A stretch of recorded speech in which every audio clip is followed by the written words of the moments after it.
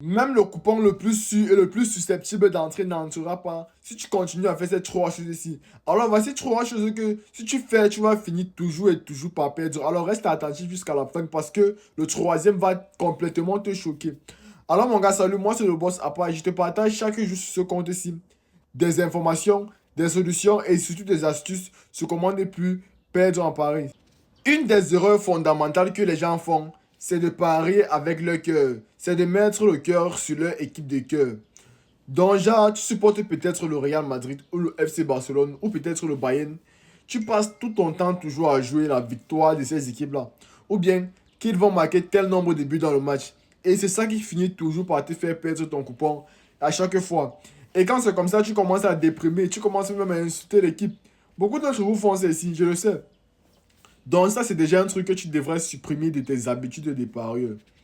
N'aie pas toujours jouer sur ton équipe de cœur.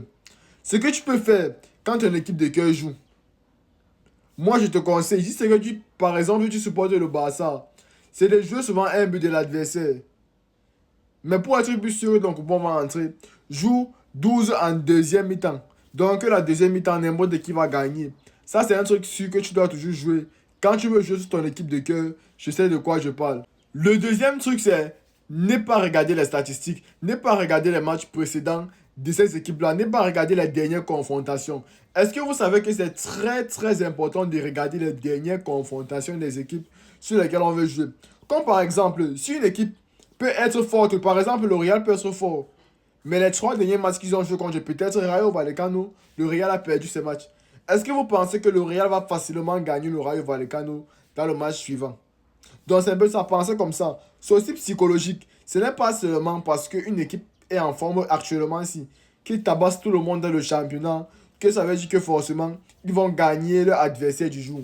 C'est très compliqué, ce n'est pas comme ça que ça marche. Sachez qu'il y a aussi le plan psychologique qui entre en jeu à ce moment-là. Donc, il faut souvent prendre le temps de regarder les derniers matchs, analyser un peu et voir ce que tu dois faire, ce que tu dois changer dans les matchs pour que ça puisse valider. Et faire l'effort de jouer la sécurité. Par exemple, si le Real joue par exemple contre une équipe comme ça, une équipe qui a l'habitude de battre le Real, ce que tu vas par exemple faire, c'est de jouer moins de 2,5 buts du Real dans ce match-là. Ça, c'est un pronostic qui va toujours passer crème. Je sais de quoi je parle. Le troisième truc, c'est mettre l'œil et savoir limiter sa bankroll. Parce que quand tu gères bien ta bankroll, tu verras que le montant que tu perds souvent, tu ne perdras plus. Tu verras que tu vas savoir l'argent que tu gagnes, tu vas savoir l'argent que tu mises. Donc, tu vas éviter les pertes maximum. Genre, à la fin de la semaine, tu ne vois plus l'argent que tu avais en début de semaine. Comme par exemple, tu pouvais avoir 10 000. À la fin de la semaine, tu te retrouves sans argent.